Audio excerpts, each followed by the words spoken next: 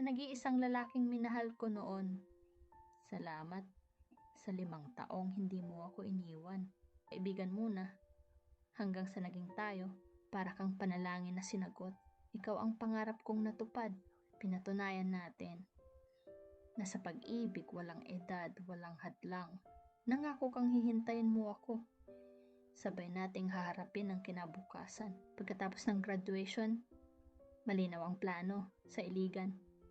Kasama ang pamilya habang buhay, pero nagkasakit ako, hypokalemia. Ngunit kahit mahirap, hindi mo ako iniwan. Hanggang isang araw, bigla ka na lang naglaho. Walang tawag, walang sagot. 2 buwan ang lumipas. Nakita kitang ikinasal sa babaeng hindi ako. Handa kong isuko ang lahat, kahit ang aking pananampalataya para sa iyo.